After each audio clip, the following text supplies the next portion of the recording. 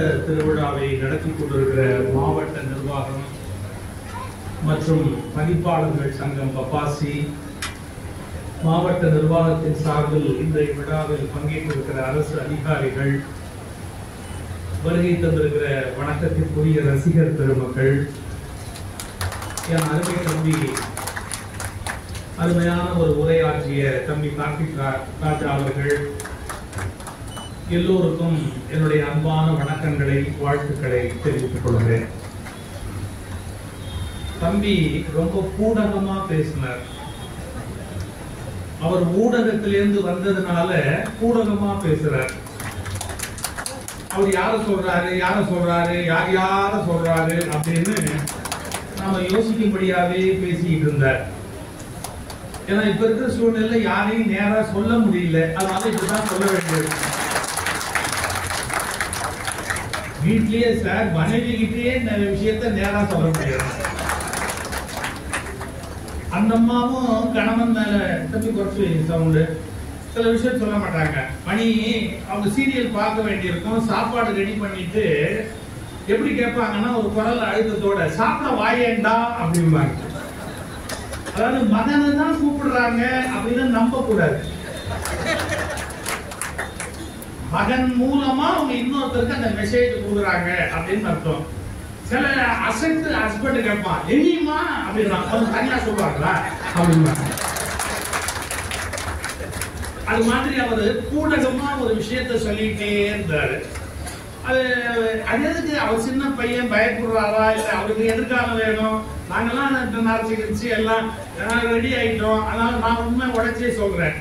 அதாவது ஒரு நாட்டில் அவனுடைய மொழியை அழிக்கிற முயற்சியை விட அயோக்கியத்தனமான சிந்தனை இருக்க முடியாது.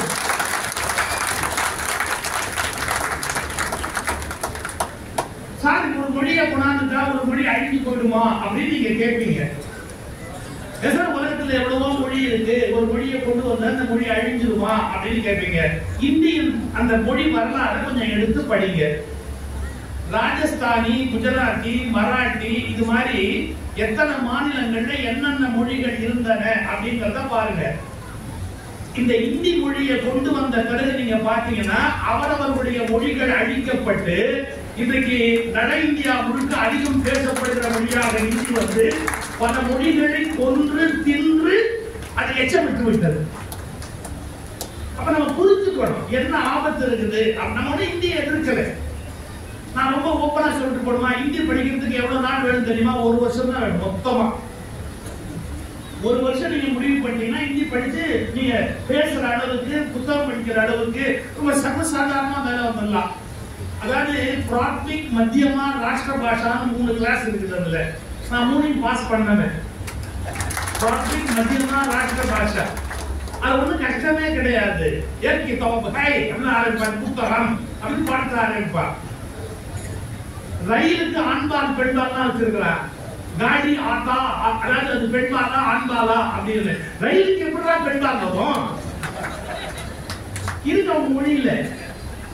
நீங்க நல்லா புரிஞ்சுக்கணும். ரொம்ப கஷ்டமே கிடையாது, ரொம்ப எளிமையா படிச்சலாம் கூட டவுட்டே கிடையாது. நாங்க எதுனால தெரியுமா நாங்க ஸ்கூல்ல வைக்கல, அது ஈஸியா படிக்கலாம். ஸ்கூல் முடிச்சுட்டு அவன் வீட்டுல போய் படிக்கணும் அப்படின்னு தான் நாங்க விட்டுருக்கோடைய. அந்த மொழிக்கார எங்க கூட பெரிய நெருப்பு இல்லை. நாங்க ஏன் அதை கொண்டு வரல அப்படின்னு கேட்டா, கிராமப்புறத்துல இருந்து பள்ளிக்கூடத்துக்கு வர்ற பையனுக்கு பயம் தீர்றதுக்கு 5 வருஷம் ஆயிடும். அவருக்கு வகுப்பறையில தமிழ்ல ஒண்ணு சொல்லி கொடுக்கிற போது அதை புரிஞ்சுக்கிறதுக்கு ஒரு தயக்கம் இருக்கும். ஏன்னா முதல் தலைமுறையா படிக்க வர்றான். அவருக்கு ஆங்கிலத்தை அறிமுகப்படுத்தின உடனே விடவிட நடுங்கிடுவான். சார் எங்க அப்பா ஆங்கிலம் படிச்சவரு, எங்க பரம்பரை படிச்சதுதான் எனக்கு இங்கிலீஷ் மீடியத்துக்கு மாத்துறாங்க 9th ஸ்டாண்டர்ட்ல. எவ்வளவு பயமா இருந்தது தெரியுங்களா? ஈஸுக்கு வாஸ் போட்டுருவோமோ, வாசுக்கு ஈஸ் போட்டுருவோமோ, ஆறுக்கு வேற வருமோ, வேருக்கு ஆறு வருமோ அப்படின்னு கம்மிக்கு நிற்போம். இயற்கை பயம். படிச்ச குடும்பம் தான் எங்க குடும்பம். ஆனாலும் ஆங்கிலத்துல வாத்தியார் கிளாஸ் எடுக்கிற போது தப்பா பேசிடுவோமோன்னு ஒரு பயம். அப்புறம் நானே இப்ப எல்லாம் கல்லூரிகளை பேசுற போது என்ன சொல்றேன், தம்பி ஆங்கிலம் தப்பா பேசினா பயப்படாது. ஏன் சார் இப்பெல்லாம் இங்கிலீஷ் தப்பா பேசினா இங்கிலீஷ்காரனுக்கு மனசு வலிக்காதா? அந்த கவலைப்படாது. அவன் நமக்கு பண்ண துரோகத்துக்கு அவன் மொழி நம்ம என்ன வேணாலும் ஒன்னும் தப்பே கிடையாது. அவன் நம்மள என்ன பாடுபடுத்திட்டு போனான், மொழி என்ன வேணா படிச்சு போங்க. ஓமந்தூர் ராமசாமி ரெட்டியார்னு ஒரு பெரிய மனுஷன் இருந்தார், தெரியுமா உங்களுக்கு? ஓமந்தூர் ராமசாமி ரெட்டியார் நேருக்கு ஒரு லெட்டர் எழுதினாரு. ஜவஹர்லால் நேரு பிரைம் மினிஸ்டர் இருந்த காலத்துல சீக்ரெட் லெட்டர் முதல்வருக்கு எழுதுறாரு. What is the opinion of the chief minister அப்படின்னு கேக்குறாரு. பேப்பர் பேனா எடுத்து எழுதுறாரு. 3ஆம் கிளாஸ் படிச்ச ஒரு விவசாய முதலமைச்சர் Omandur Ramasamy Reddiar. In my opinion அப்படின்னு எழுதுறாரு, லெட்டர் எழுதுறாரு. இன் மை ஒபினியன் எழுதி எல்லாம் எழுதி செக்ரட்டரி கிட்ட கொடுத்து போஸ்ட் பண்ண சொன்னார். செக்ரட்டரி எல்லா செக்ரட்டரி மாதிரி பிரிச்சு படிச்சார். அந்த ஒபினியன் ஸ்பெல்லிங் தப்பா போச்சு. உடனே வேற ஒரு கடிதம் எழுதி கையெழுத்து போடான்னு வைக்கிறாரு. என்ன அதுன்னாரு. இல்ல உங்க கடிதத்துல ஸ்பெல்லிங் மிஸ்டேக் இருந்தது, நான் திருத்தினேன். ஓமந்தூர் என்ன கேட்டாரு தெரியுமா? உன் ஒபினியன் கேட்டாரா என் ஒபினியன் கேட்டாரா?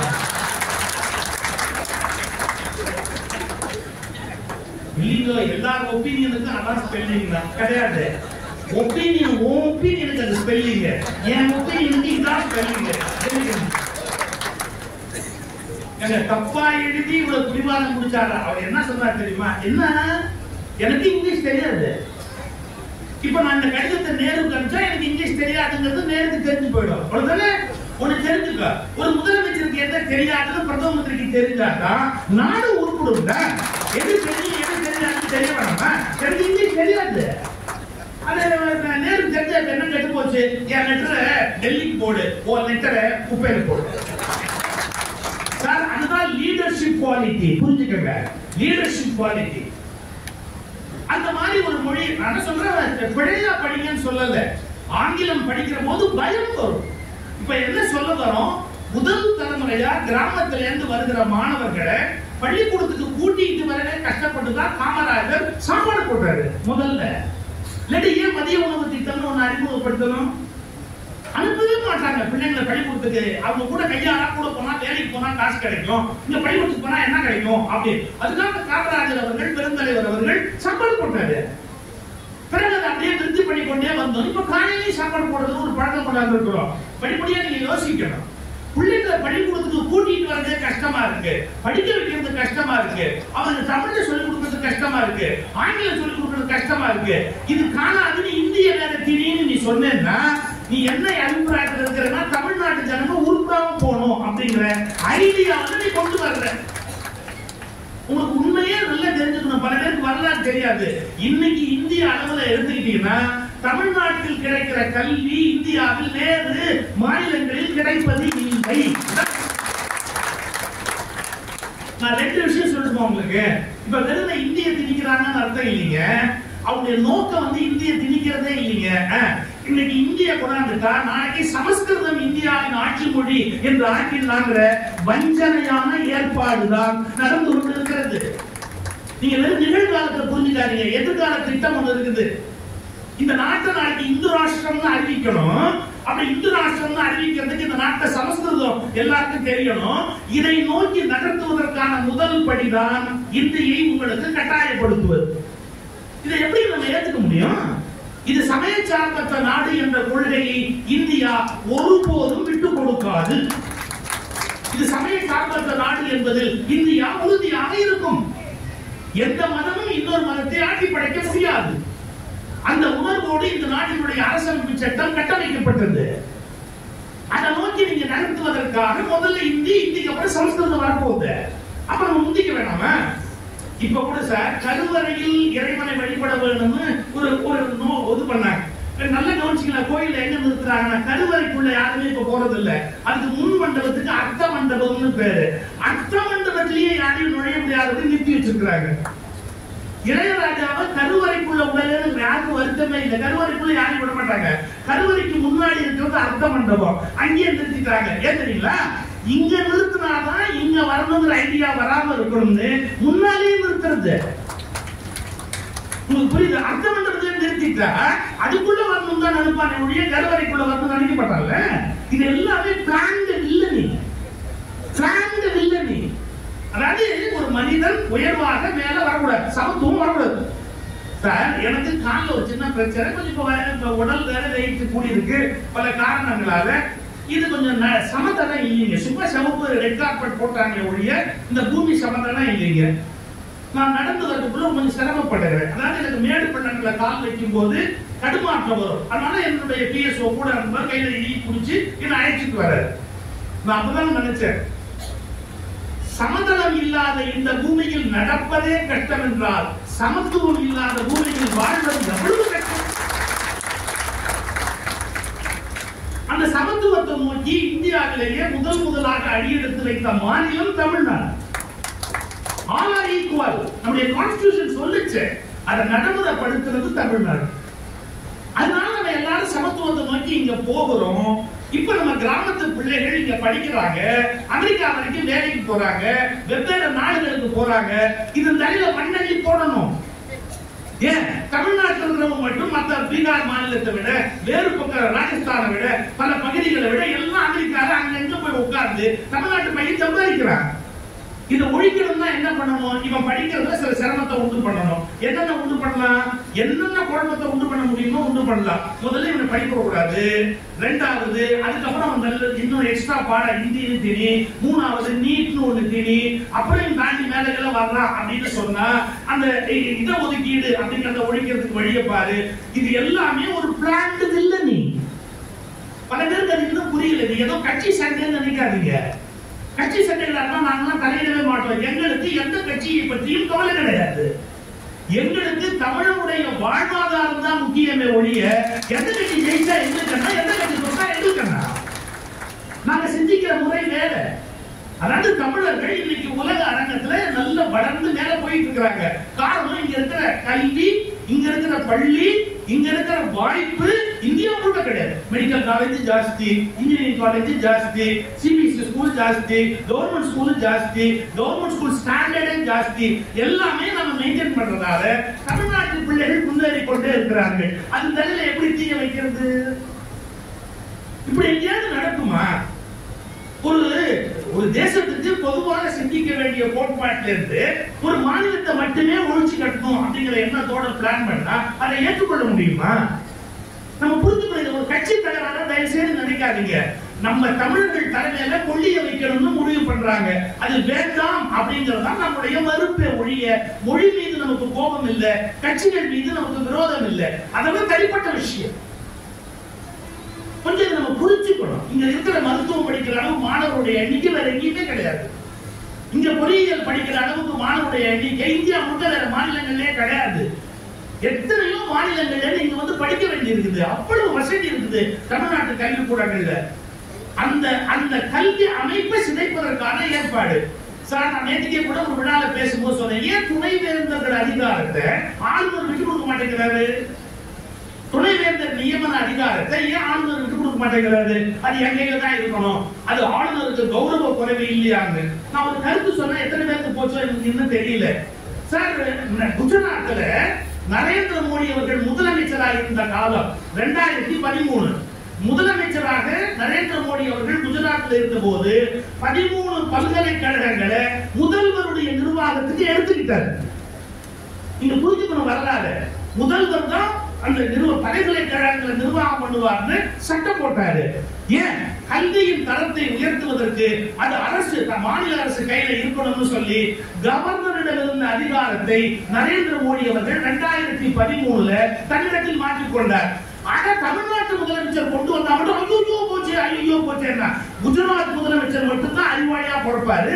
மற்ற மாநிலத்தில் அறிவாளியான முதலமைச்சர் பேச மாட்டாங்களா? சட்டம் தெரியணும், வரலாறு தெரியணும். 2013 யூனிவர்சிட்டிஸ் அமெண்ட்மெண்ட் ஆக்ட் அப்படின்னு பேர் இருக்கு. 13 பல்கலைக்கழகங்களை முதலமைச்சர் தன்னுடைய கண்ட்ரோல் எடுத்தார். அவர் போனதுக்கு அப்புறம் அடுத்த முதலமைச்சர் தான் அந்த கண்ட்ரோல் வச்சிருக்காங்க ஒழிய கவர்னர் பேரளவுக்கு தான், ஒரு மரியாதைக்கு தான். அவருக்கு எந்த அதிகாரமும் கிடையாது. துணைவேந்தரை நியமிக்கிற அதிகாரம் கவர்னருக்கு கிடையாது. குஜராத் குஜராத் இந்தியாவுக்குள்ள தான் இருக்குது, தமிழ்நாடு இந்தியாவுக்குள்ள தான் இருக்குது. அது என்ன நியாயம்? அங்க மட்டும் ஒரு நியாயம் இருக்கு, இங்க மட்டும் ஒரு நியாயம். அந்த முதலமைச்சர் பவர்ஃபுல்லா இருப்பாரு, இங்க கவர்னர் பவர்ஃபுல்லா இருப்பாரா? இதெல்லாம் நியாயமான யோசிங்க. நான் கட்சி சண்டைகளுக்குள்ள வரவில்லை. ஒரு நாட்டின் ஜனநாயக அமைப்பு கேள்விக்குரியதாக ஆக்கப்படுகிற போது குடிமக்களுக்கு அது புரியணும். நாம் அநீதி இழைக்கப்படுகிறோம் அப்படிங்கறத தெளிவா புரிஞ்சுக்கணும். அது ஒரு பக்கம் இருக்கட்டும். அதுதான் கேள்வி கேட்கணும். அது என் தலைப்பு எனக்கு ரொம்ப வசமா மாட்டிடுச்சு. ஏன், எதற்கு, எப்படி? எதுவா இருந்தாலும் நம்ம பெற்றவங்களுக்கு சார் பிள்ளைங்க கேள்வி கேட்டா பற்றிட்டு வரும். சும்மா வர மாட்டேன். அவ திருப்பி கேட்டாங்க நம்ம கதி என்ன ஆகுது? அன்னைக்கு நீ சும்மா இருந்தா அது மேல நான் கேட்க முடியாது. அது என்ன பிள்ளைங்க வாய் திறந்தா நமக்கு அவ்வளவு வாய்ப்பு சும்மா தொண பேசிட்டு வரு. அம்மாவுக்கெல்லாம் பையனை பிடிக்காம போனதுக்கு முக்கியமான காரணம் என்னன்னா அவன் அப்பா ஜாலியில் இருக்கான். அதுவே எரியுது. அப்படி அவங்க அப்புறம் உரிச்சு வச்சு வந்திருக்காங்க. அவரை ஒன்னும் பண்ண முடியல. இவனையாவது 2 சாதம் முடிச்சு வாய் பேச. அதே மாதிரி அப்பாவுக்கு என்ன போகும்? நான் அம்மா ஜாலியில பொம்பளை கலந்துருந்தேன் சார். நான் அப்பா வேடிக்கை சொல்றேன். கொஞ்சம் ஆழமா யோசிச்சு பாருங்க. பிள்ளைங்க கேள்வி கேட்குதா? சந்தோஷப்படுங்க. கேள்வி கேட்காம ஊமையா இருக்கா? ஐயோ எதுக்கான அதுக்கு வீணா போச்சுன்னு வருத்தப்படும். ஏன்னா எம்ஜிஆர் ஒரு படத்துல பாட்டு வைக்கிறார். ஏன் இருந்த கேள்வி இங்க கேட்காத வாழ்க்கை இல்லைன்னு ஒரு பாட்டு வருமே. ரொம்ப அவசியம் சார். ஏன் நியூட்டன் மரத்தடியில் உட்கார்ந்து இருக்காரு. மேல இருந்து ஆப்பிள் விழுது. அவர் என்ன கேட்டாரு? மேல இருந்து ஆப்பிள் விழுது, ஏன் அந்த ஆப்பிள் வந்து அது விழாம மேலே போக கூடாது? அது ஏன் பூமியை நோக்கி விழுது? இந்த முதல் கேள்வியை கேட்ட போது அவர் கண்டுபிடிக்கிறார். கிராவிடேஷனல் ஃபோர்ஸ், புவி ஈர்ப்பு சக்தி அப்படின்னு ஒண்ணு கண்டுபிடிக்கிறார். சார் அன்னைக்கு ஆப்பிள் விழுந்த உடனே ஏங்கிற கேள்வியை நியூட்டன் கேட்காம இருந்திருந்தா கிராவிடேஷனல் ஃபோர்ஸ்ங்கிற அந்த கான்செப்ட் கிடைச்சிருக்குமா? எதுவா இருந்தாலும் ஏன் அப்படின்னு கேட்பதை பத்தி ஒன்றும் தவறு கிடையாது. கேட்கணும். நான் ஸ்கூல் டீச்சர்ஸோ ஸ்கூல் மேனேஜ்மெண்ட் பிரின்சிபால் கரஸ்பாண்டன்ட் வந்திருந்தா அவங்க சொல்றேன். எல்லாரும் சொல்லுவாங்க ஸ்கூல்ல ஸ்டூடெண்ட்டை பார்த்து be obedient, obedient, obedient ஆயிடு அப்படிம்பாங்க. obedience-ங்கிறத விட கெட்ட வார்த்தை வேற கிடையாது. obedient-ஆ இருக்க வேண்டிய அவசியம் கிடையாது. ஆக்சுவலா நல்ல இங்கிலீஷ் வார்த்தை என்ன தெரியுங்களா? டிசிப்ளின்ங்கிற வார்த்தை நல்ல வார்த்தை, obedient-ங்கிற வார்த்தை கெட்ட வார்த்தை. What is the difference between discipline and obedience? என்ன சார் தமிழ் மேடையில வந்து இங்கிலீஷ்ல பேசிக்கிட்டு இருக்கீங்கன்னு கேட்காதீங்க. டிசிப்ளினுக்கும் ஒபீடியன்ஸுக்கு என்ன வித்தியாசம் தெரியுங்களா? என் மீது அடக்குமுறை திணிக்கப்பட்டால் அது ஒபீடியன்ஸ். என்னை நானே செதுக்கிக் கொண்டால் அதற்கு பெயர் டிசிப்ளின். சார் நான் தானே என்ன சிற்பமா செதுக்கணும், என்ன சமைச்சுக்கணும். இது தப்பு இது சரிங்கிறத நான் தானே சார் கண்டுபிடிக்கணும். அப்படித்தானே பிள்ளைங்களை வளர்க்கணும். அம்மா பிள்ளைங்களை வளர்க்கும் போது இதை செய் அப்படின்னு சொல்லாதீங்க. இது இன்ன காரணத்தால் தவறு, இது இன்ன காரணத்தால் சரி, எது என்பதை நீ முடிவு செய் அப்படிதான் பிள்ளைங்களுக்கு சொல்லிக் கொடுக்கணும். ஆனா சாப்பாடு மிச்சம் வைக்காதப்பா. எவ்வளவு கஷ்டப்பட்டு விவசாயி பாடுபட்டு ஒரு நெல்மணியை கொண்டு வராரு. உனக்கு பிடிக்கலன்னா நீ முதல்லயே சொல்லலாம்ல அம்மா கிட்ட. இதெல்லாம் நீ போட்டுட்டு இலையில போட்டு எதிர்த்து போறியப்பா, போகக்கூடாது கண்ணா, புரியுதா? இதை வேஸ்ட் பண்ணா நாளைக்கு நம்ம பசியா இருக்கிற போது ஒரு வேளை சாப்பாடு கிடைக்காம கூட போலாம். அடுத்தவங்க உழைப்ப அவமானப்படுத்த கூடாது. தயவு செய்து சாப்பாடை வேஸ்ட் பண்ணாத, சாப்பிடு. ரீசன் சொல்றோம், லாஜிக்கல் ரீசன்ஸ் எக்ஸ்பிளைன் பண்ணணும். எதையுமே லாஜிக்கலா நான் சொல்ல மாட்டேன், நான் சொல்றது நீ அப்படியே ஒபீடியன்ட்டா கேளு அப்படின்னா கேட்க முடியாது. இப்ப எங்க வயசுல இருக்க சில பேர் உணர்வாங்க. என்ன சொல்றாங்க தெரியுமா? நாங்கெல்லாம் வந்து எங்க அப்பா அம்மாவை எதிர்த்து பேசணுமா அப்படின்னு. இந்த மனத்தனத்தை நானே என் பிள்ளைகிட்ட கேட்கிறேன். அதாவது இப்ப நான் உட்கார்ந்து இருந்தேன் சோஃபால, என் மகளும் உட்கார்ந்து இருந்தா. அப்ப நான் திடீர்னு என் பொண்ணு அது காத்துல உட்கார்ந்து, சின்ன பொண்ணு அப்போ காத்துல கால் போட்டு உட்காந்து, நீ எல்லாம் உட்கார்ந்து காலத்துல கால் போட்டு அப்பா முன்னாடி உட்காருற. நானெல்லாம் எங்க அப்பா முன்னாடி நிற்க கூட மாட்டோமா, அப்பா அப்படி உட்காந்தா பின்பக்கமா போவோமா, அப்பாட்ட பேச கூட மாட்டோமா, அப்பா பண்ணா எங்களுக்கு அவ்வளவு பயம். என் பொண்ணு உடனே சொன்னா, அப்பா இதுதான் உங்க வீட்டுல நடந்ததுன்னா ஒண்ணு உங்ககிட்ட தப்பு இருக்கணும், இல்ல உங்க அப்பாட்ட தப்பு இருக்கு. இப்ப நம்ம வீட்டுல எப்படின்னா நீங்க ஞானி நாங்க ஞானியா இருக்கிறோமா, அதனால இந்த தப்பு நடக்கலைன்றாங்க. நீ அறிவாளியா இருக்க, நாங்க அறிவாளியா இருக்கலாம், பத்தியா தப்பு நடக்கலப்பா அப்படின்னா கரெக்ட்.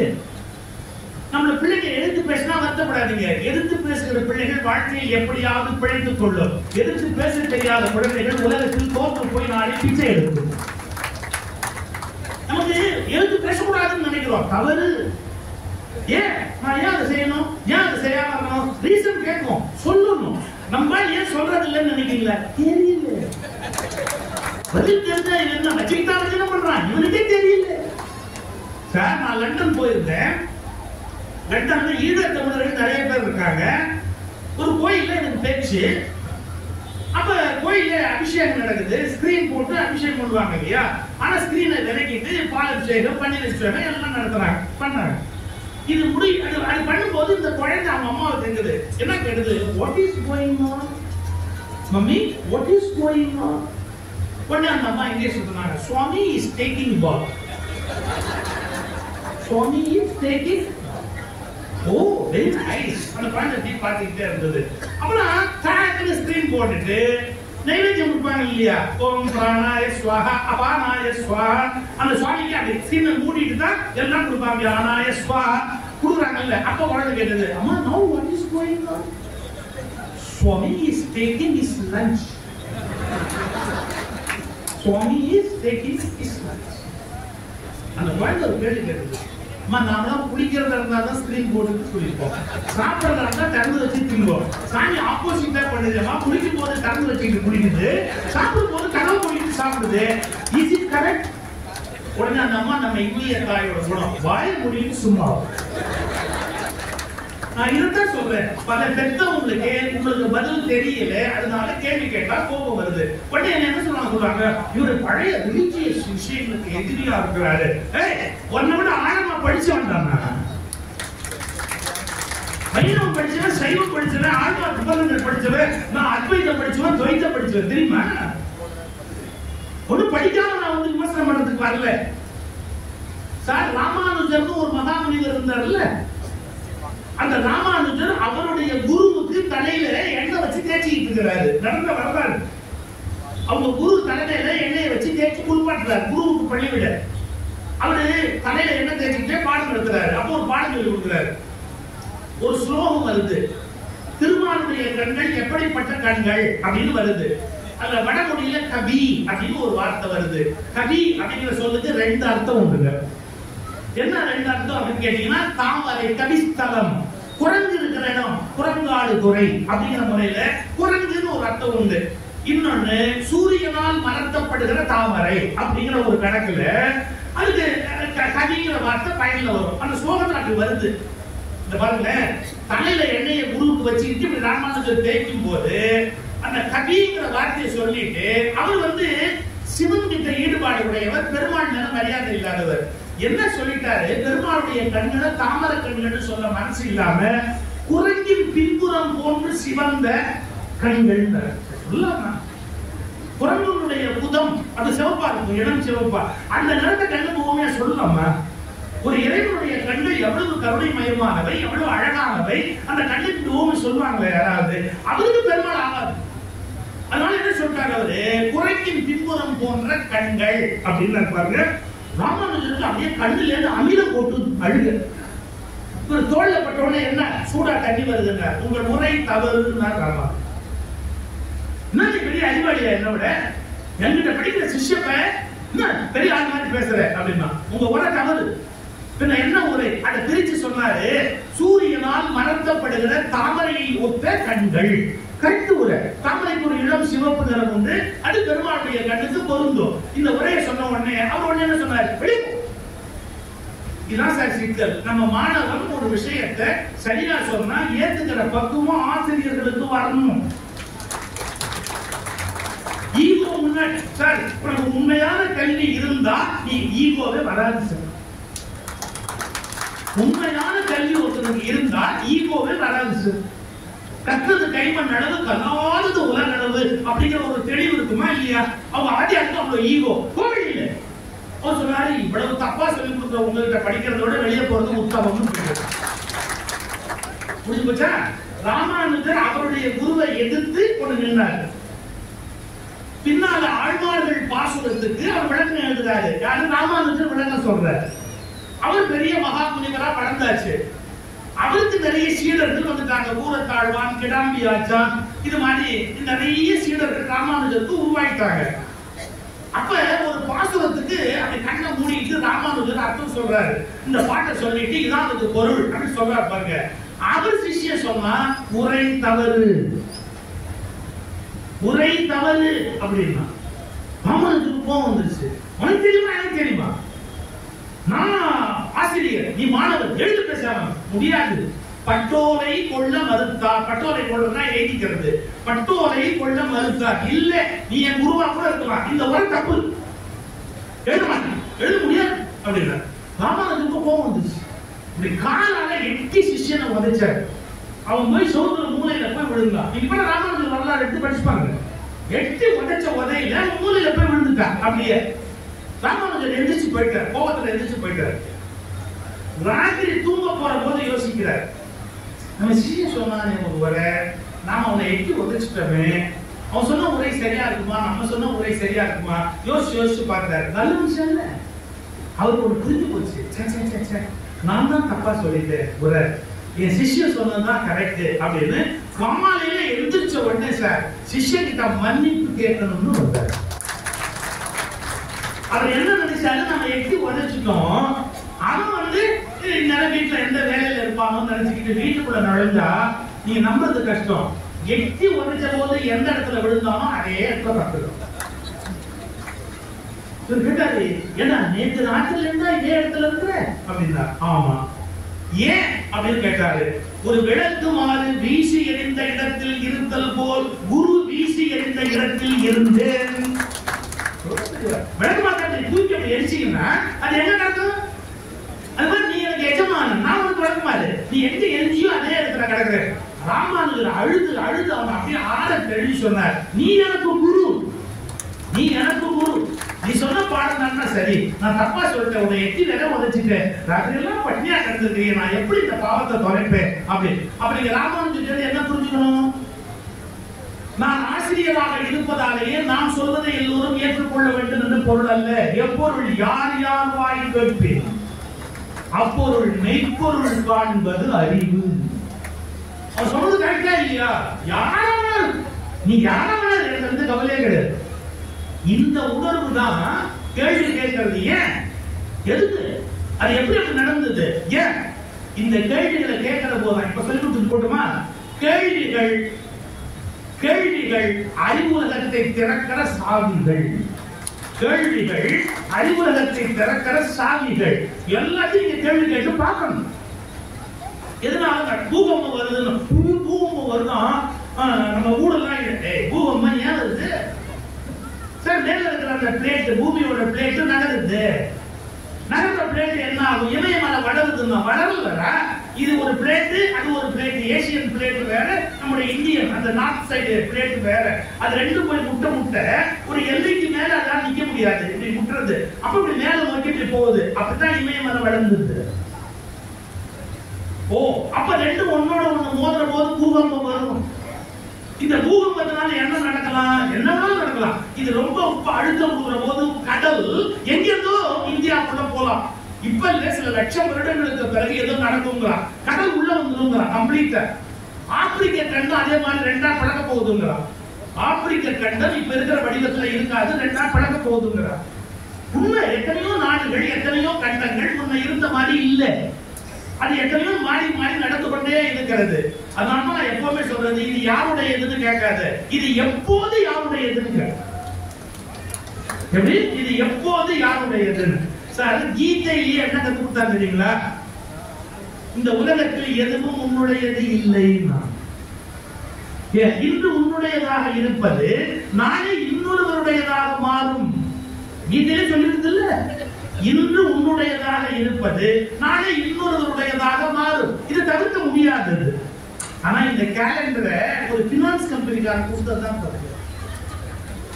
ஏன், இவன் 1 லட்சம் டெபாசிட் பண்ணி போன உடனே அவன் அனுப்பிச்சான், என்ன, இன்று உன்னுடையதாக இருப்பது நாளை இன்னொருடையதாக மாறுவது தவிர்க்க முடியாதது. நீ என்ன கொண்டு வந்தாய்? கொண்டு போவதற்கு. சார் யோசிச்சு பாருங்க, நல்லா யோசிச்சு பாருங்க. எந்த விஷயமுமே ஒருத்தருடையதா இருக்காது, மாறிக்கிட்டே இருக்கும். இந்த ஹிஸ்டரிய சரியா படிக்காம சண்டை போடுறோம். கையில சொல்றேன், எனக்கு எந்த பயமும் கிடையாது, எந்த தயக்கமும் கிடையாது. நான் சொல்றேன், இந்தியாவில 3 விதமான படையெடுப்பு நடந்தது. முதல்ல நடந்தது ஆரியன் மைக்ரேஷன், கலாச்சார படையெடுப்பு. அந்த படையெடுப்பு நடந்த போது இந்தியாவுடைய கருத்தாக்கங்களில் நிறைய மாற்றம் ஏற்பட்டது. அது மிகப்பெரிய கொடும்போராக நடந்ததா என்று தெரியவில்லை, சுவடுகள் இல்லை. ஆனாலும் அது ஏதோ மிகப்பெரிய குழப்பம் நடந்து விட்டது. அந்த பெரிய மாற்றத்துக்கு பிறகு இந்தியாவிலே அந்நியர்கள் ஊடுருவல் இல்லை. ஆனால் ஒரு காலத்தில் இஸ்லாமிய படையெடுப்பு நடந்ததுங்கிற வரலாற்றை நம்ம மறுக்க முடியாது. இஸ்லாமிய படையெடுப்பு என்பது நடந்தது. பாபருடைய ஆட்சி ஏற்பட்டது. பாபருக்கு பிறகு இஸ்லாமிய மன்னர்கள் ஆட்சிக்கு வந்தார்கள். நல்லா கவனிக்கணும். அதுவரை இந்த நாட்டில் இருந்த சட்டங்கள், அதுவரை இந்த நாட்டில் இருந்த நில அமைப்பு எல்லாமே ஆட்சியில் ஒருவர் போய் உட்கார்ந்த உடனே அவர்கள் வசதிப்படி மாறும். நீங்க யதார்த்தமான வரலாற்றை புரிஞ்சுக்கணும். இஸ்லாமியர்கள் ஆட்சி நடந்த காலத்தில் பல பகுதிகள் இஸ்லாமியர்களுக்கு வழங்கப்பட்டது. அவர்கள் போய் பிறகு பிரிட்டிஷ்காரர்கள் ஆட்சி வந்த போது அவர்கள் கிறிஸ்துவ மதத்தை நம்பியதால் அதே நிலப்பரப்பு கிறிஸ்துவ ஆட்சி காலத்தில் கிறிஸ்துவர்களுக்கு வழங்கப்பட்டது. கொஞ்சம் புரிஞ்சுக்கணும். சும்மா இது என்ன ஒண்ணு சட்டம் போட்டு இருந்தாங்க. ஒவ்வொருத்தருடைய காலத்துல அவங்க ஆளுக்கே எழுதி வச்சாங்க. மன்னர்கள் யாரும் போய் கேட்க முடியும்? அவங்கள ஒரு முகலாய மன்னரை கேட்க முடியுமா? ஒரு பிரிட்டிஷ் கவர்னர் போய் நீங்க கேள்வி கேட்க முடியுமா? கேட்க முடியாது. நம்ம அடிமைகளா இருந்தோம். அதனால அவங்க என்ன பண்ணாங்க, இந்த இடம் தான் உனக்கு, இந்த இடம். அது ஏற்கனவே எவருதா இருந்தாலும் அவங்க கவலைப்படல. நீங்க நல்லா புரிஞ்சுக்கணும். அது எவருதா இருந்தாலும் அவங்க கவலைப்படல. இதெல்லாம் உனக்கு, இதெல்லாம் உனக்கு குடுத்துடுவாங்க அவங்க பாட்டுக்கு. இப்ப என்ன சிக்கல்னா, யாராவது ஒரு விஷயத்த சொன்னா இது யார் எழுது உண்மைதான். யாரு காலத்துல உண்மைது, யாரு காலத்துல இருந்தது? அப்ப காலம் மாறுது இல்ல. அந்த காலம் மாறும் போது ஒரு சிக்கல் வரும் இல்ல. கடைசியா தலையை பிச்சுக்கிட்டு உச்ச நீதிமன்ற நீதிபதிகள் முடிவு சொல்றாங்க. எப்ப 1947 ஆகஸ்ட் 15 அப்புறம் எப்படி இருந்ததோ அப்படியே வச்சுக்கணும். நம்ம முதல்ல சுதந்திரம் வாங்கணும் சார். ரெட்ரோஸ்பெக்டிவ் எஃபெக்ட் போட்டு பழச மாற்ற முடியுமா? யாரையாவது ஒரு முடிவு பண்ணிட்டு போயிட்டாங்க. ஏப்பா நம்ம தாத்தா 2ஆம் கல்யாணம் பண்ணிக்கிட்டான்னு வச்சுக்கோங்க. இப்ப மாற்ற வந்து அது போல அவர் மேல கூட பெற்று போட்டு போயிட்டாரு. அப்புறம் என்ன சொத்து வேற அவங்க எழுதி வச்சுட்டு போயிட்டாரு. என்னமோ நடந்து போச்சு. இப்ப போய் எங்க தாத்தா ஒழுக்கமா இருந்திருக்கணும் அப்படின்னா சான்ஸ் இல்லப்பா. அவரு பரம்பரையை கிரியேட் பண்ணிட்டாரு. அவங்க பத்தி ஏக்கரை எடுத்துக்கிட்டாங்க. நீ இப்ப போய் எங்க தாத்தாவோட தானே என்னோட மாமா பிளட், தாத்தா பிளட்ல வந்த அந்த அம்மா வெறும் கான்குபைன் மட்டும்தான் எல்லாம் பேச முடியுமா? இப்ப அதே மாதிரி பழைய வரலாறுகளை நீங்கள் இன்றைக்கு பேசி தீர்வு காண முடியாது. 1947 ஆகஸ்ட் 15 இந்தியா விடுதலை எடுத்ததுன்னா அதுக்கு பிறகு இந்தியா சுதந்திர நாடு. அது குறித்தான் நம்ம பார்க்க முடியும். இதெல்லாம் நம்ம புரிஞ்சுக்காம என்ன பண்றோம்? ஏகப்பட்ட கலாட்டா பண்றோம். இந்த தோண்டுனா அதுக்குள்ள அது இருக்கும். அது இன்னும் ஆழமா தோண்டு, அதுக்குள்ள இன்னொன்று இருக்கும். என்ன இருக்கும் சார்? இந்த வடநாட்டுல இருந்த ஒரு ஆராய்ச்சியாளர் எழுதியிருக்கிறாரு தெரியுங்களா? இப்ப நீங்க வேறு மதத்தினுடைய ஒரு சின்னம் அதை தோண்டுனா ஒரு இன்னொரு மதத்தினுடைய சின்னம் இருக்குன்னு சொல்றாங்க. நீ இன்னும் 200 அடி தோண்டினா இன்னொரு மதத்தோட சின்னம் அதுல இருக்கும். ஏன்னா இந்திய வரலாற்றுல சமணம், பௌத்தம், இந்து, கிறிஸ்துவம், இஸ்லாம் என்று காலம் மாறிக்கொண்டே இருந்தது. அப்ப என்ன கொஞ்சம் அவங்கவுங்க பவர்ல இருக்கிற போது ஒரு தூக்கி மேல வச்சுக்குவாங்க. இப்ப நீங்க ரிவர்ஸ்ல போய் எப்படி இந்த தீர்வு காண முடியும்? சண்டை போட முடியுமா? ஒரு தெளிவு வரணும். வரல நம்ம ரொம்ப சண்டை போடக்கூடாது. நீ ஒரு எல்லையோட நீ நின்னுக்கோ, நான் ஒரு எல்லையோட நின்னுக்கிறேன். 2 பேரும் சேர்ந்து சமைச்சு சாப்பிட்டு எப்படி சாப்பிடுறதுன்னு பாப்போம். என்னைக்கு போவோம் யாருக்கு தெரியும்?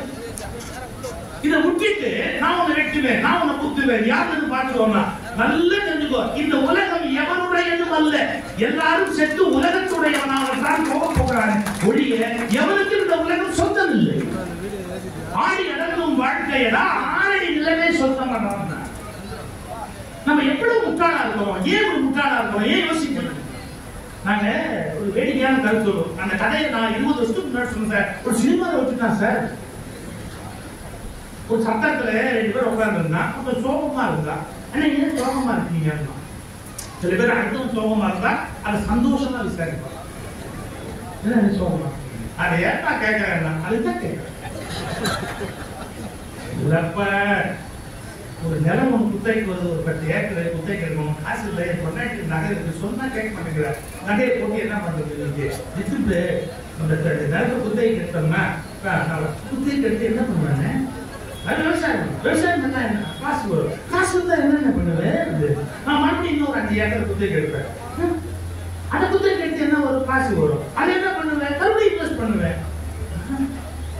அவன் அவன் கடுப்பாய் கேட்டான், என்னையே கேள்வி கேட்கறியே, நீங்க என்ன பண்ணுவ உன் வாழ்க்கை சொன்னா? நான் என்ன பண்ண போறேன், ஒரு 5 எருமாடு வாங்கி மேய விட்டுருவேன். எங்கன்னு கேட்டான். நீதான் தலை பார்த்து வச்சிருக்கிற 10 ஏக்கர் 5 ஏக்கர், அப்புறம் நான் ஏன் கஷ்டப்படணும்? எருமாட்டு வாங்கி உள்ள விட்டுருவேன், அதுவும் அடிச்சு மேய்ச்சிக்கிட்டே இருக்கும், எனக்கு ஒண்ணும் கஷ்டம். எவன் நிலத்துல எவன் மாட்ட மேய விடுறான், இவன் பாஞ்சு அவன் பாஞ்சு 2 பேரும் ஒருத்தர் அடிச்சு ரத்த கடற்கரை உருண்டு எல்லாம். போலீஸ் வந்தாரு, என்னடா 2 பேரும் சண்டை போடுறீங்க, தெருவில் கொத்தா அள்ளிக்கு போய் கடைசியில கொண்டு போய் மேஜிஸ்ட்ரேட் முன்னாடி நிறுத்துறாரு. அவர் கேட்கிறாரு, என்னப்பா சண்டை உங்களுக்குள்ள? என் நிலத்துல அவன் மாட்டது, உன் நிலம் எங்க இருக்கு? இன்னும் வாங்கவே. இந்த ஜட்ஜுக்கு எவ்வளவு போகும், சாதாரணமாகவே ஜட்ஜுக்கு போகும், உட்கார்ந்து இருக்கிறதாலும் பிரைஸ். என் மாமனார் தெரிஞ்சு, அதான் சொல்றேன். அவர் எங்கேயாவது போட்டு வாங்காம நான் எப்படி முடியாது, போடணும். அது ஒரு பக்கம் அப்படியே இருக்கு. அறிவிக்கவங்க என் கோர்ட்டு நேரத்தை வீணடிக்கிற நீ வாங்காத நேரத்தை கொண்டு பண்ணணும். என்ன எருமாட்டேன், உன் எருமாடு எங்கடா திருட்டு நினைச்சுக்கீங்க. வாங்காத நேரத்துக்கும் வாங்காத எருமாட்டுக்கும் என்ன முடியாத சிக்ஷா பண்றீங்க, கொண்டு போடுறீங்க. இப்ப நீங்க ஏன் சிரிச்சீங்க? ஏன் சிரிச்சீங்க? இது பைத்தியம் காட்டுறமா தெரியல உங்களுக்கு? வாங்காத நிலத்துக்கும் வாங்காத எரும மாட்டுக்கும் சண்டை போட்டா பைத்தியமா தெரியலையா? அது மாதிரி போகாத சொர்க்கத்துக்கும் பார்க்காத கடவுளுக்கும் இங்கே மனிதர்கள் வெற்றி கொண்டு சாகிறார்களே, இந்த பைத்தியங்களை என்ன செய்வது? இந்த பைத்தியங்களை என்ன செய்வது? நீ கடவுளை பார்த்தாயா? நீ சொர்க்கத்துக்கு போயிருக்கிறாயா? நீ பார்க்காத சொர்க்கத்திற்கும் போகாத சொர்க்கத்திற்கும் பார்க்காத கடவுளுக்கும் வெற்றி கொண்டு சாகிறாயே, வெட்கமாக இல்லை உனக்கு? உண்மையில் கடவுளை அறிந்தவர் ஒருபோதும் இன்னொருவரை கொல்ல மாட்டார். கடவுளை அறியாத மூடன் தான் மற்றவரை கொலை செய்வார். நன்கு கடவுளை உணர்ந்து விட்ட ஒருவர் இன்னொருவரை கொல்ல மாட்டார். ஏனென்றால் அவனும் கடவுளால் உருவாக்கப்பட்டதால் அவரை கொல்லுவது கடவுளுக்கு துரோகம் என்பதை உண்மையான கடவுள் அறிவில் உடையவர் தெரிந்து வைத்திருப்பார். அறிவே இந்திய மொத்த வெட்டுறேங்கிறான், கொள்ளுறேங்கிறான், என்ன பண்றான் பாரு அப்படின்னா வளர்ச்சி. நீங்க கொஞ்சம் படிப்படியா மேல போடும். எப்படின்னா ஒரு இங்கிலீஷ் கதை, இதே மாதிரி ஒரு இங்கிலீஷ் கதை. ஒரு பைப்பர்னா அவங்களுக்கு தெரியும், வாசிக்கிட்டே போவாங்க. அந்த இங்கிலீஷ் பழக்கம் அது.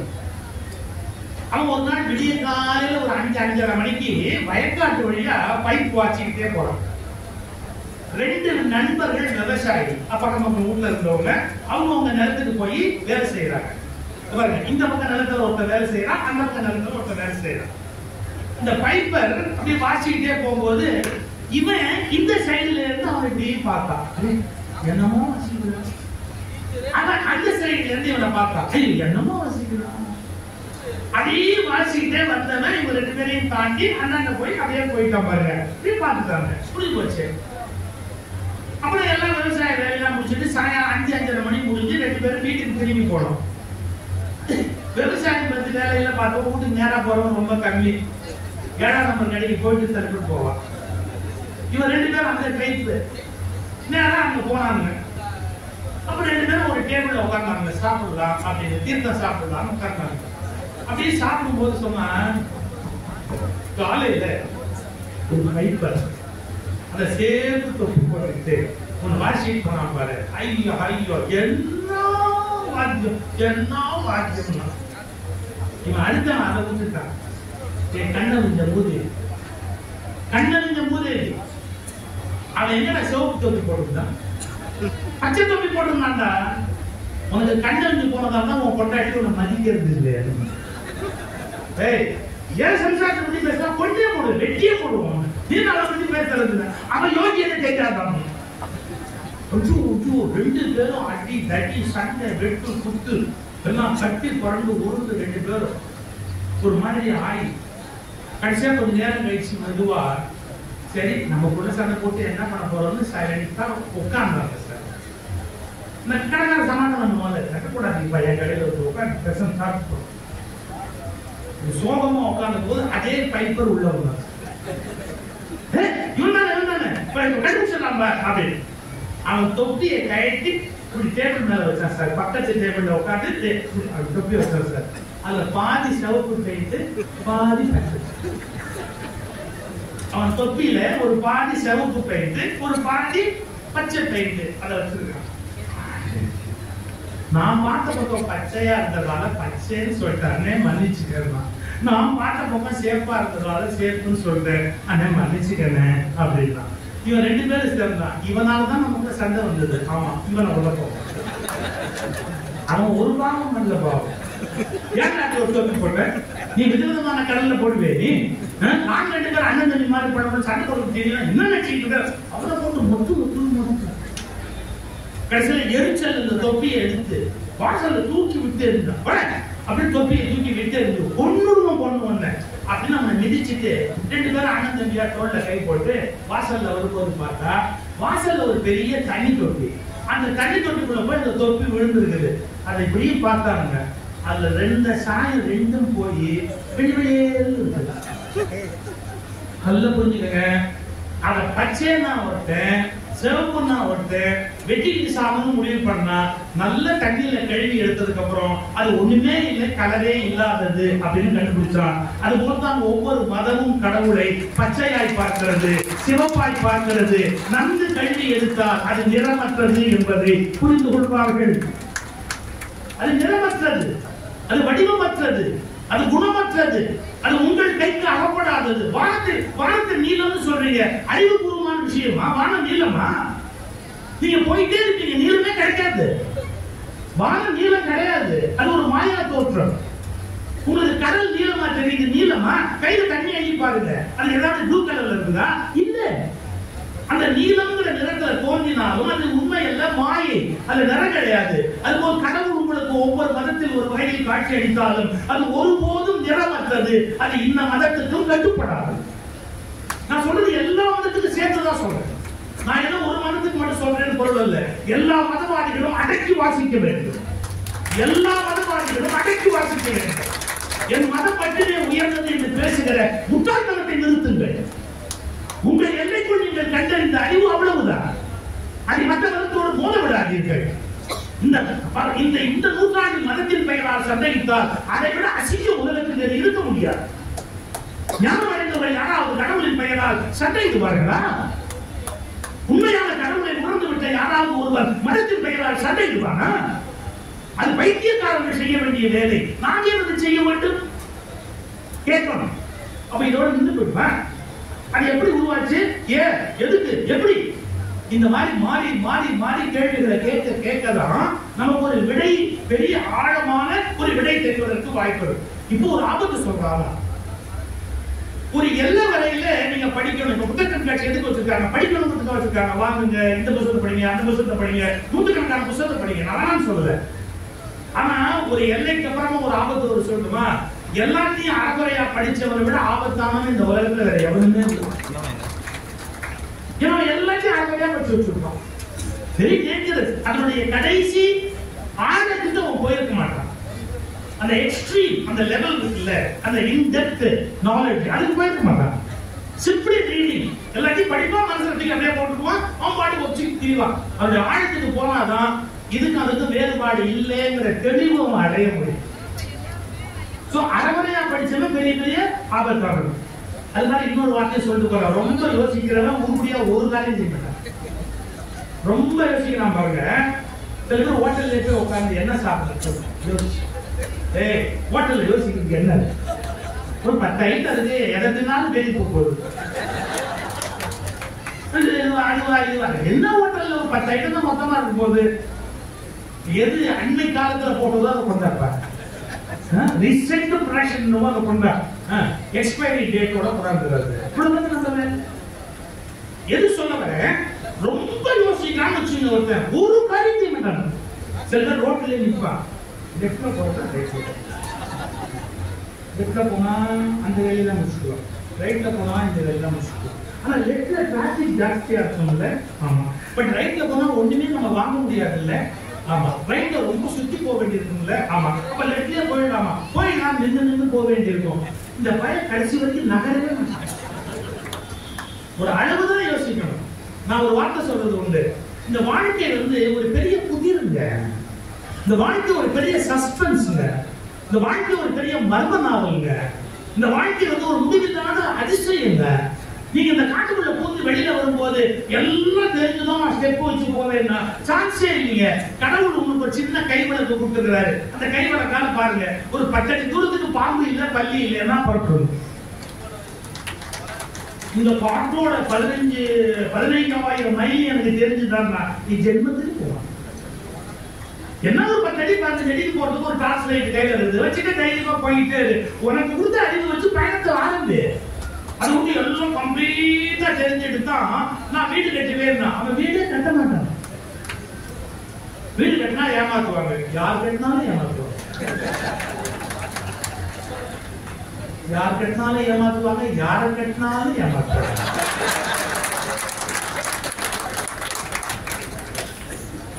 என்ன பண்ண முடியும்? லைஃப் அப்படிதான்.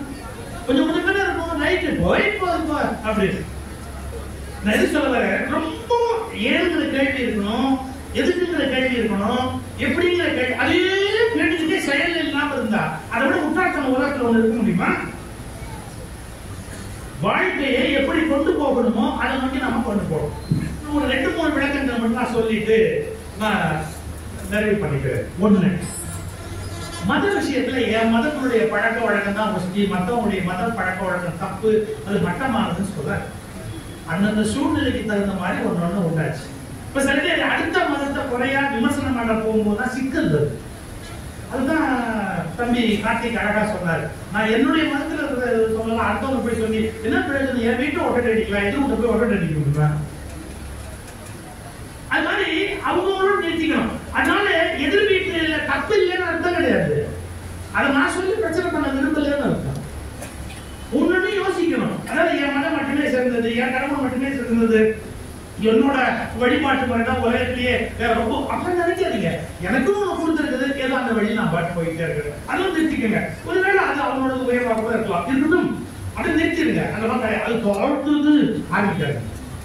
எல்லா மதத்துக்கும் சேர்த்துதான் சொல்றேன், எல்லா மதத்துக்கும் சேர்த்துதான் சொல்றேன். தயவுசெய்து புரிஞ்சுக்கணும். ஒன்னுக்கு ஒரு ரீசன்.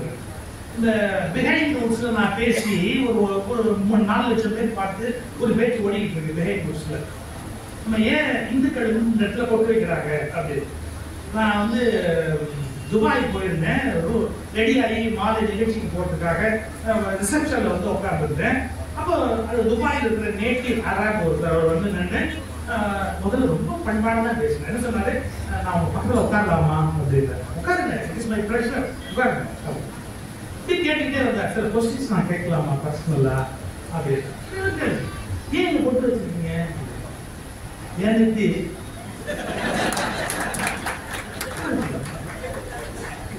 ரொம்ப ஜோதியெல்லாம் பேசுறீங்க அப்படின்னா அதெல்லாம் வண்டியே ஓடுது. இல்ல லேடிஸ் தான் ஜென்ரலா வைப்பாங்க, ஜென்ஸ் வந்து இந்த முட்டு வைக்க மாட்டாங்கல்ல. அவர் ரொம்ப பண்பாடு. என்ன சொன்னாரு, நான் அவங்க சண்டை போட வரல, நான் ஒரு ஆர்வத்துல ஐ வாண்ட் டு லேர்ன். நான் சொன்னேன் இல்ல இல்ல, இது வந்து திஸ் இஸ் கால்ட் தேர்ட் ஐ. இந்த 2 கண்ணாலையும் பார்க்கிற வரைக்கும் உங்களுக்கு அப்பால ஒரு விஷயம் தெரியும். இந்த 2 கண்ணுக்கு அப்பால கண்ணற்ற கண்ணு ஒண்ணு இங்க இருக்கு, அது வழியா பார்த்தா மட்டும்தான் உண்மைகள் உங்களுக்கு தெரியாது. அது வந்து உங்களுக்கு உண்மைகள் புரியவே புரியாது. இந்த காதுகளை கொண்டு கேட்பதை தவிரவும் நீங்கள் சில விஷயங்களை கேட்பீர்கள், அவைகள் தான் தூய்மையானவை. 2 கண்களை கொண்டு பார்ப்பதை தவிரவும் நீங்கள் 3வது கண்ணால் ஒன்றை பார்ப்பீர்கள், அவைதான் உண்மையானவை. அது வந்து ரொம்ப அதிசயமான விஷயம். இதை டெய்லி டச் பண்ண சொன்னாங்க. இதை டச் பண்ணும்போது we get initiated daily. oh right, ரெண்டையும் பேலன்ஸ் பண்ணு, ரெண்டையும் பேலன்ஸ் பண்ணு. இந்த சைடு போகாது, அந்த சைடு போகாது. come on, இந்த தராசை முன்னாடி நடுவில் கொண்டாந்து நிறுத்துவாங்கல்ல, கரெக்டா இருக்கணும் அப்படி. அது மாதிரி இந்த தராசை டெய்லி நடுவில் கொண்டாந்து நிறுத்துறோம். ஸோ இந்துஸ் அதை பிராக்டிஸ் பண்ணுறோம். அவர் எப்படி நிறைய நேரம் பேசிட்டு இருந்தார். அவர் சொன்னார், ஐ learnt a lot from you. நான் ஹிந்தி படங்கள் நிறைய பார்ப்பேன், எனக்கு ரொம்ப ஹிந்தி சினிமாலாம் ரொம்ப பிடிக்கும். எல்லாம் பேசிக்கிட்டே இருந்துட்டு ரொம்ப என்ன ரொம்ப சந்தோஷமா வழி அனுப்பிச்சு வச்சார் அந்த நண்பர். கலந்துட்டோம். அப்புறம் நான் சொன்னேன், என்ன நீங்க வந்து பர்சனலா சில கொஸ்டின் கேட்டீங்க, உங்களை நான் கேட்கணுமா? If you allow me, I lost. கேளுங்களேன் அப்படின்னாரு. நீங்க ஏன் இந்த மாதிரி ஒரு ட்ரெஸ் போட்டுருக்கீங்க? இல்லையே எங்க நாட்டோட அடையாளம் அப்படின்றாங்க. அப்ப அவங்களுக்கு ஒரு அடையாளம் வச்சிருக்கோம், அந்த அடையாளத்தை மாற்றலாம்.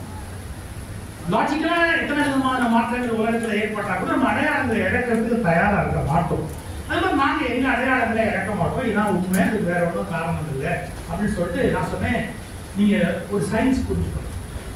பாலைவனத்துல மணல் காற்று சூறாவளியா அடிக்கிற போது அப்படியே ஆடையை தூக்கிற மேல பாலைவனத்துல.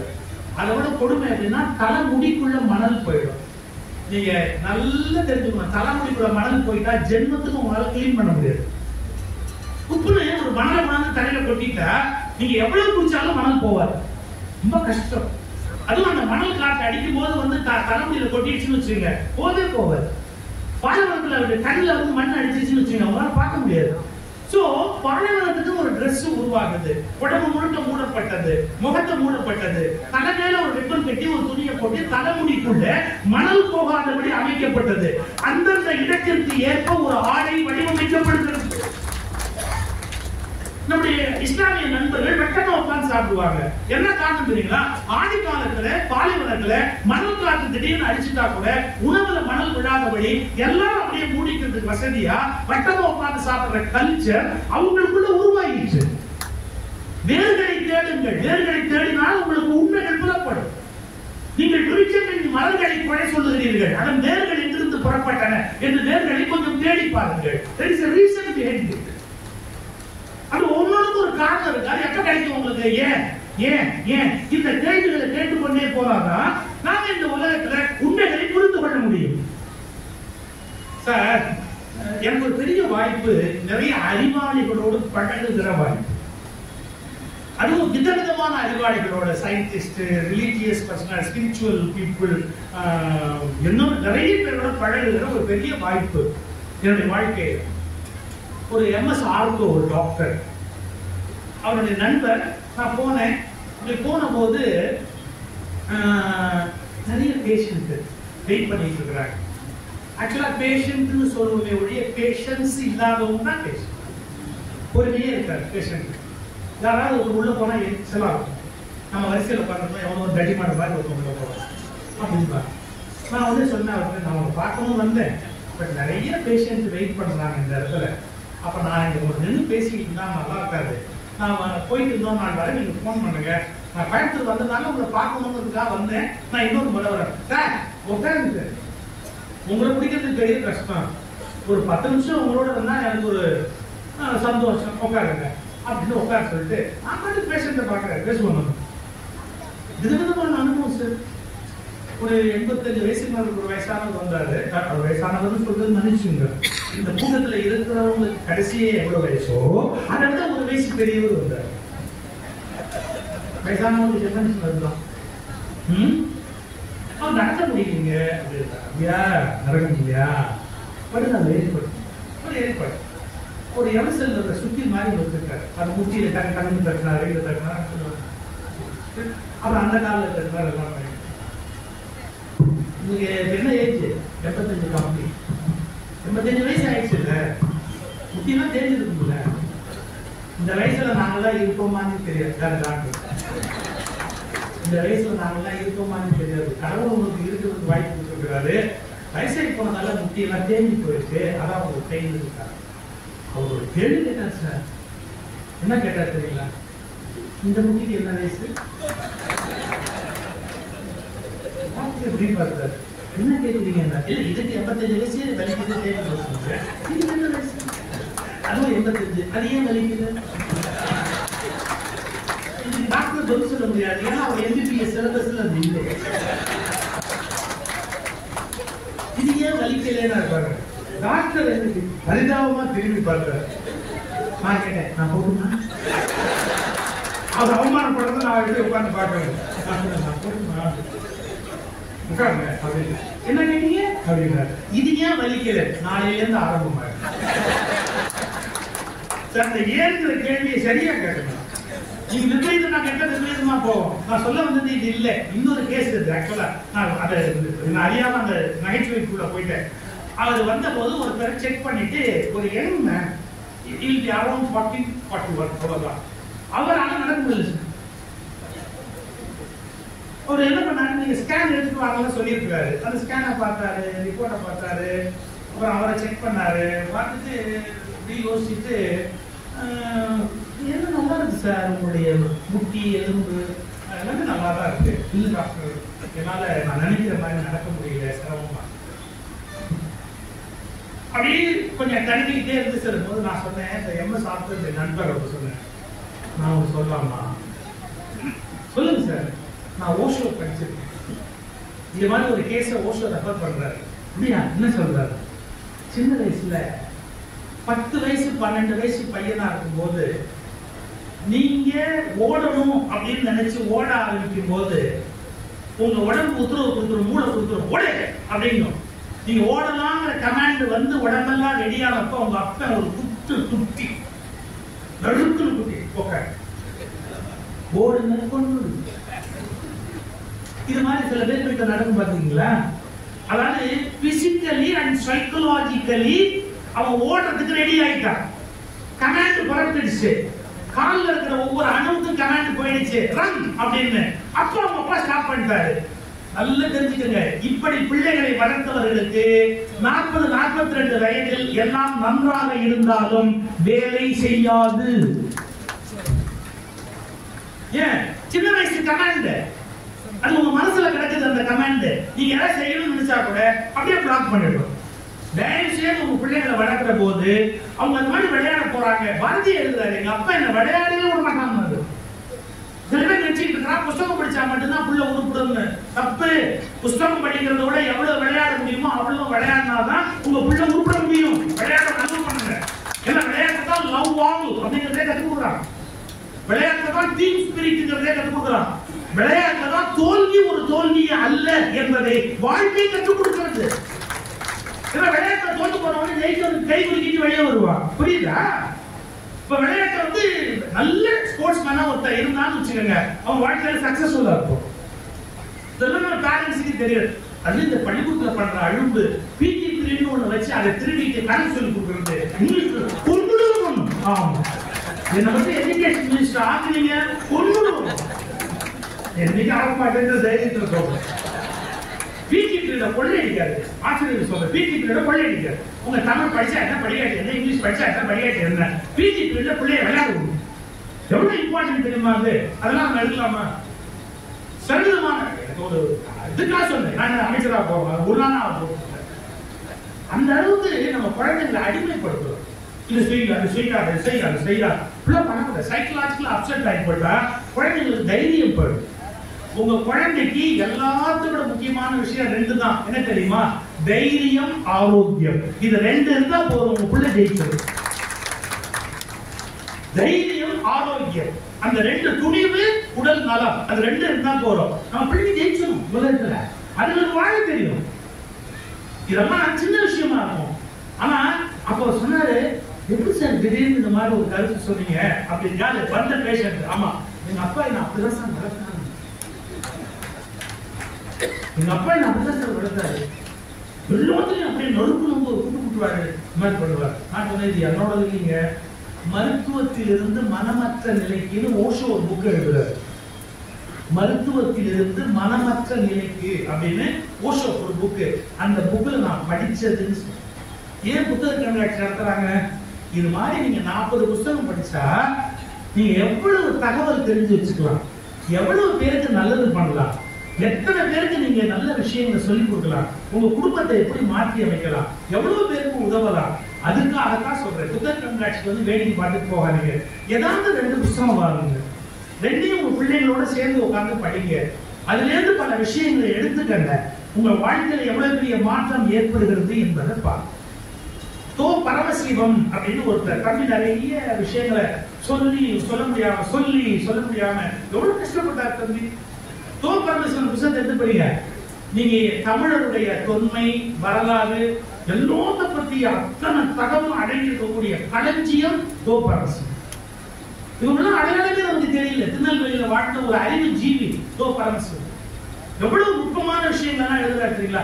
எல்லாரும் ராஜராஜ சோழனா பாராட்டுவோம், ராஜராஜ சோழனுடைய ஆட்சி ரொம்ப சிறந்த ஆட்சின்னு சொல்லி வரலாற்றுல பாராட்டுவோம். அவர் சொல்றாரு எல்லாம் கரெக்ட், ஆனா நிறைய தப்பு நடக்கிறதுக்கு ஒரு காரணமா இருந்தாரு அப்படின்னு ஒரு விளக்குறாரு. புரிஞ்சுக்கணும் நம்ம அவர் எந்த கோணத்துல சொல்றாரு அப்படிங்கறத நம்ம புரிஞ்சுக்கணும். நம்ம ராஜராஜ சோழன் இருக்கக்கூடாது. ஓ ராஜராஜ சோழன் பிளஸ் இருந்தது, ராஜராஜ சோழன் மைனஸ் இருந்தது.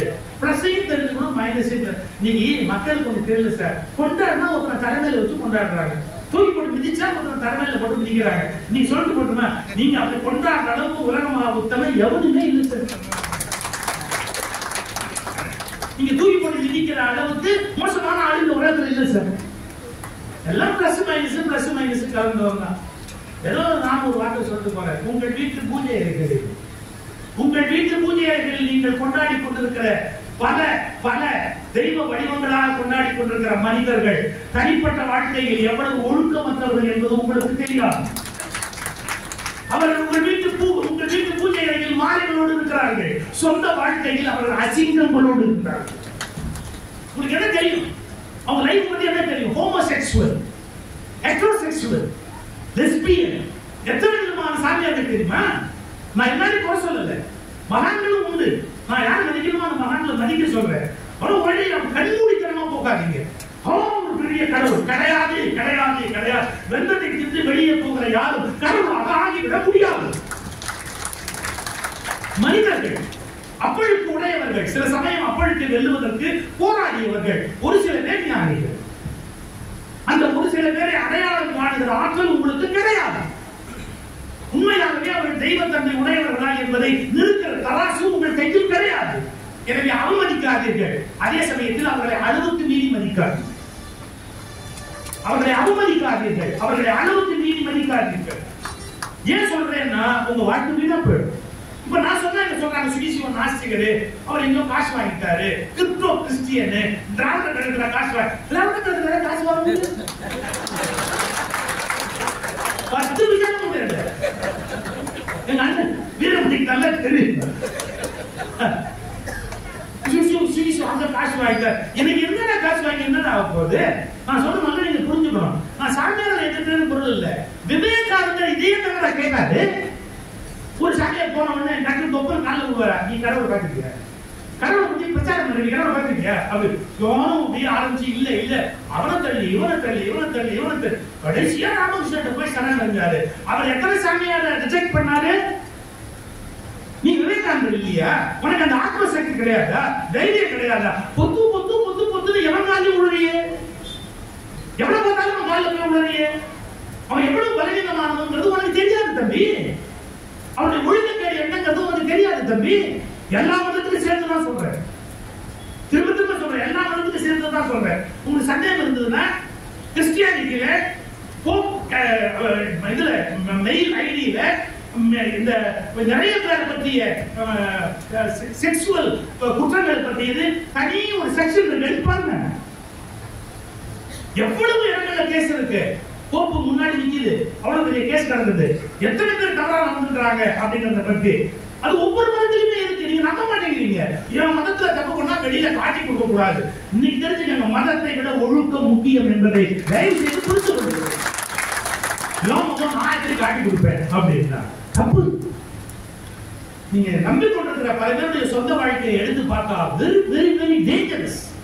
அவங்க they have spoiled a lot சொசைட்டியில. நான் வயசான காலத்துல வீட்டுல உட்காந்து சத்தியமா சாப்பிடுற அளவுக்கு கடவுள் எனக்கு கொடுத்துருக்காரு. எனக்கு ஒரு குறைவு 3 வேளை சாப்பிடுவேன். எனக்கு சுகர் கிடையாது, பிபி கிடையாது, என்ன நினைச்சா நான் சாப்பிடுவேன். எவ்வளவுனா இது கூட நான் ஒண்ணுமே கிடையாது. சுகர் அவ்வளவு கண்ட்ரோல் இருக்கும். நான் தான் கண்ட்ரோல் இருக்கேன். சாரி, எனக்கு ஹெல்த் இருக்கு. பை காட்ஸ் கிரேஸ் வெல்த் இருக்கு. அந்த வெல்த் என்னது இல்லை, நீங்க கொடுத்தது. நான் பேசுறதால எனக்கு நீங்க பல பேர் எனக்கு மரியாதை பண்றாங்க. நான் சொல்லி எல்லாம் நான் துரோகம் பண்ண விரும்பல. நான் யார்கிட்டேருந்து வாங்கி எச்சரிக்கை தின்னோ அவங்களுக்கு துரோகம் பண்ண விரும்பல. அவங்களுக்கு உண்மைகளை சொல்லிட்டு சாகணும்னு நினைக்கிறேன். அவங்களுக்கு நான் சொல்ல வேண்டிய உண்மைகளை சொல்லிட்டு சாகணும்னு நினைக்கிறேன். நான் யாரையும் பழி வாங்கணும்னு நினைக்கல, யாரையும் திட்டணும்னு நினைக்கல, யாரையும் காட்டி கொடுக்கணும்னு நினைக்கல. ஆனா உண்மை தெரியாம மக்கள் வீணா போறாங்களேங்கிற வருத்தத்தால பேசுறோம். இப்ப நம்ம நினைக்கிறோம் ஊழல் குற்றச்சாட்டுன்னு யாராவது ஒருத்தர் மேல வந்தா நம்ம ஊருக்கு தான் ஊழல், இந்தியா முழுக்க ஊழல். டவுட் இருக்கா? கூகுளுக்கு போங்க, கூகுள்ல போய் பார்லிமெண்ட் மெம்பர்ஸ்ல எவ்வளவு பேர் மேல கிரிமினல் கேஸ் இருக்குன்னு கூகுள்ல தேடுங்க. பார்லிமெண்ட் மெம்பர்ஸ்ல எவ்வளவு பேர் மேல கிரிமினல் கேஸ் இருக்குன்னு தேடுங்க. ஒவ்வொரு ஸ்டேட்டா போட்டு பாருங்க. தமிழ்நாடு நீங்க போட்டு பாருங்க, வெரி மினிமம். சில ஊர்ல எல்லாம் 60%, 70%, ஒரு ஸ்டேட் 80%. ஃபுல் கிரிமினல்ஸ், ஃபுல்லா கிரிமினல்ஸ். நான் சொல்லல, ரிப்போர்ட் சொல்லுது. Already cases are pending before High Court judges and Supreme Court judges. They are criminals. நான் மதவாதிகளை மட்டும் சொல்ல, அரசியல்வாதிகளை சேர்த்து தான் சொல்றேன். அப்ப நீங்க என்ன புரிஞ்சுக்கணும்? ஒவ்வொரு கடவுள் மாதிரி கொண்டாடுறது, ஒருத்தரை போட்டு மிதிக்கிறது, ஒரு நம்முடைய மத குருனா உலகத்துல ஒருத்தி. நார்த்ல எல்லாம் ஜனங்களை எப்படி கொள்ளையடிக்கிறாங்க தெரியுமா? நார்த்ல நீங்க போய் யூடியூப்ல போய் பாட்டு பாருங்க, எவ்வளவு பகவான் இருக்காருன்னா, எத்தனை பகவான் இருக்காரு தெரியுமா?